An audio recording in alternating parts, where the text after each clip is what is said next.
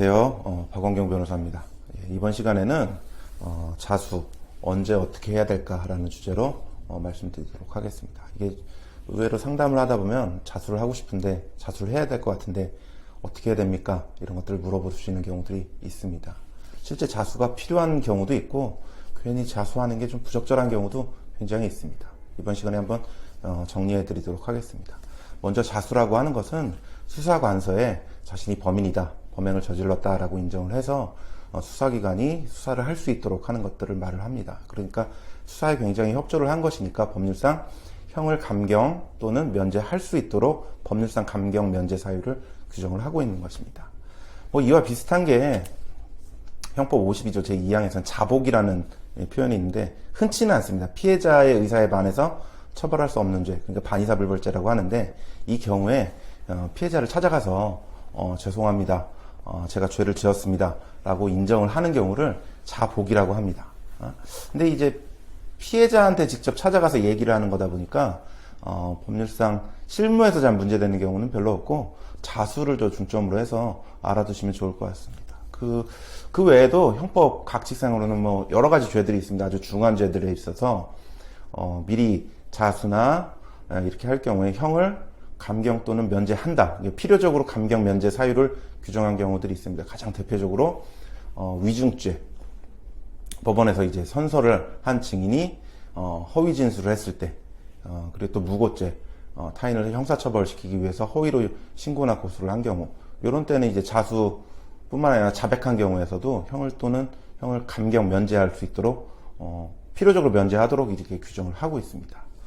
그래서 이 자수가 중요한 이유는 형법 제56조를 보시면 이제 법정형이 있고 살인죄의 경우에는 사형, 무기, 5년 이상 징역이라고 한다면 실제적으로 선고형을 이제 판단하기 위해서는 법원에서 형법 각칙에 의해서 가중사유나 감경사유나 이런 것들을 찾아보고 또 그 외에 누범인지 혹은 또 이제 법률상 감경사유가 있는지 그 외에 또 경합범으로서 두 죄를 동시에 저질렀다라고 하면 가중사유가 있는지 또 필요적으로 이제 판사가 재량으로 감경할 수 있는 장량 감경 사유가 있는지 이런 것들을 이게 순서대로 정하게 되는데 이제 판사 재량으로 감경하는 거는 2분의 1까지 이게 형량을 이게 감경을 할 수가 있습니다. 근데 그 외에 추가적으로 감경을 하기 위해서는 법률상 감경 사유나 이런 것들이 필요합니다. 근데 자수 같은 경우는 법률상 감경 사유이기 때문에 형량을 더 낮출 수 있는 방법이기 때문에 중요한 것이겠죠. 그리고서 제일 먼저 이와 같이 자수를 해야 할지 말아야 할지 이게 고민될 텐데 우선 나눠보면 내가 자수를 하지 않을 경우 적발 가능성이 거의 없어요. 그러니까 괜히 자수를 하면 오히려 수사기관이 이를 알아서 수사할 가능성이 있는 범죄, 이거는 자수의 필요성이 과연 있을까 고민해 볼 필요가 있습니다. 애초 자수하지 않으면 수사가 개시되기가 어려운 경우들이 있어요. 증거관계나 전후 정황을 보면. 이럴 때 굳이 자수를 해서 감경된 형이지만 굳이 처벌받는 게 필요하겠느냐, 이걸 고민할 필요가 있겠죠. 따라서 반대로 얘기하자면 수사기관에서 적발을 해서 수사를 진행해서 처벌될 가능성이 높다라고 한다면 먼저 자수를 하는 게 처벌 수위를 획기적으로 낮출 수 있는 방법이 될 수 있다라는 것입니다. 근데 또 반대로 자수를 하더라도 어차피 감형의 가능성의 실익이 별로 높지 않은 경우들이 있습니다. 이럴 때 굳이 자수해서 수사나 처벌을 감수해야 되는 거, 요것도 좀 고민해 볼 필요가 있겠죠. 가령 성인 간의 어떤 성매매, 업소용 성매매나 이런 경우 있죠. 성인이라고 한다면, 그리고 또 본인은 초범이라고 한다면 자수를 하지 않더라도 아직까지는 검찰에서 교육조건부 기소유예 불기소 처분을 해줄 가능성이 굉장히 높아요. 그러니까 자수를 한다 그래서 그 밑으로 나올 가능성도 없는 것이죠. 더 이상 낮출 수도 없으니까. 그러니까 이 경우에는 굳이 자수를 해서 수사가 개시되게 할 필요성이 있겠느냐, 이런 부분을 좀 고민할 필요가 있습니다. 다음으로 자수를 한다면 어떤 범죄일 때 자수를 해야 되느냐, 이 부분을 고민할 필요가 있는데 형량 자체가 일단 너무 높아야 됩니다. 그래서 만약에 피해자 합의가 된다 하더라도 구속되거나 실형 선고 가능성이 굉장히 높은 경우는 자수를 하는 게 좋습니다. 저희가 예전에 변호했던 사건 중에는 저희 사무실을 찾아오셨어요. 근데 술을 마신 상태로 누군가의 집에 들어가서 성관계를 한 것 같은데 이게 합의하에 한 것 같지가 않다. 지배해버린 어떤 성관계의 흔적이 있는데 도대체 어디 가서 뭐를 했는지를 너무 모르겠다라고 하시는 분이 있었어요. 만약 이게 문제가 된다라고 한다면 성폭법상 주거침입 강간죄가 해당이 돼서 무기 또는 5년 이상의 죄에 해당이 되거든요. 형량 자체가 굉장히 높죠.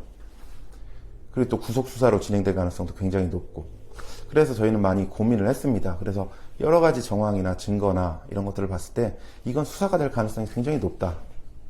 왜냐하면 성행위나 이런 것들을 했을 때 지문이든 뭐 DNA든 뭐 이런 것들이 이제 증거화되면 결국 저희 의뢰인을 경찰에서 확인을 해서 그때는 이제 체포나 구속이나 이런 식으로 강제 수사로 진행될 가능성이 너무 높았죠. 그래서 관할 지역을 관할하는 경찰서에 저희가 정식으로 자수를 진행을 했습니다. 의뢰인을 데리고 미리 연락을 해서 자수를 진행을 해서 결국 뭐 저희가 이제 판결문이나 이런 부분도 좀 가린 채로 보여드릴 텐데, 결국 이제 불구속 수사로 진행이 됐고 다행히 피해자랑 또 합의가 돼서 형량에 있어서도 징역 2년 6개월에 뭐 집행유예 4년 뭐 이렇게 해서 청구가 됐고, 뭐 전자발찌도 청구가 됐었는데 저희가 그 부분도 기각을 시켰습니다. 그래서 자수 부분을 자수 감경으로 해서 명확히 형량 감경을 받아서 다행히 불구속 상태에서 집행유예 선고를 받고 마무리가 될 수 있었던 사안이 있었습니다. 만약에 이 사건에서 자수를 하지 않았다면 구속된 상태로 수사가 진행돼서 피해자랑 합의가 안 된 가능성도 높고, 합의가 됐다 하더라도 실형이 나올 가능성도 굉장히 높은 사건이었습니다.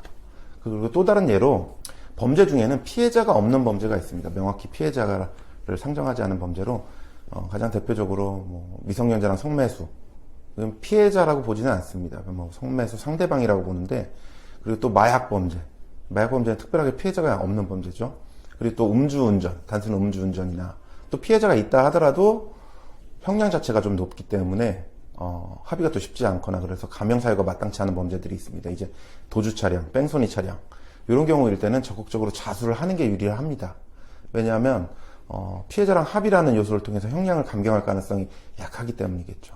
그래서 이런 사건도 어차피 적발 가능성은 높고, 그렇다면 적극적으로 자수를 해서 형량에서 감형받을 수 있도록 하는 것이 효과적인 변호 방법이라고 볼 수가 있습니다. 자, 이제 자수를 한다면 언제까지 해야 될까요? 자수의 시점, 뭐 시간적 한계라고 볼 수가 있는데, 만약에 적발이 돼서 체포나 출석 통보를 받기 전까지는 반드시 해야 됩니다. 체포된 이후에는 자수란 게 있을 수가 없습니다.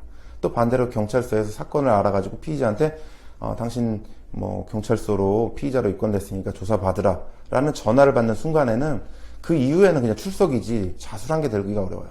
그러니까 체포나 피의자 출석 통보 전까지는 반드시 해야 된다.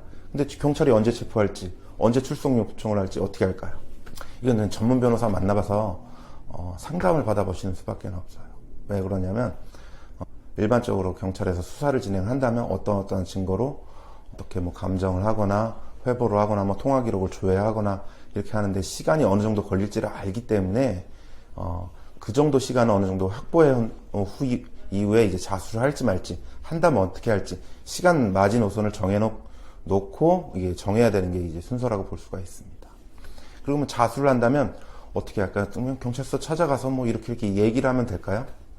이제 자수 사실을 명확히 근거로 남겨 놓아야 됩니다. 경찰에서 이 사람 출석한 거지 자수한 게 아니다 이렇게 부인해버리면 나중에 수사나 재판에서 이런 유리한 근거를 제시할 수가 없기 때문이죠. 전문 변호사가 이제 보통 저희가 지금 진행을 한다라고 하면 자수서를 작성을 합니다. 이제 저희도 화면을 좀 띄워드리겠지만 제목을 좀 자수서로 잡고 그 내용에는 뭐 인적사항 당연히 적어야 되겠고, 어떤 피의 사실과 관련해서 어떠한 이유로 저희가 자수를 하게 되었다라는 부분을 적고, 그리고 또 자수를 한 이후에 뭐 수사에 최대한 협조해서 출석을 하겠으며, 또 증거나 증거인멸이나 도주 가능성이 없고, 또 재범 위험성도 없고, 사회적 유대관계, 뭐 직장이나 이런 것들이 명확하고, 또 합의를 하기 위해서 이러이러한 준비를 하고 있다. 이런 것들을 충분히 근거나 근거 서류까지도 제출을 해 놓습니다.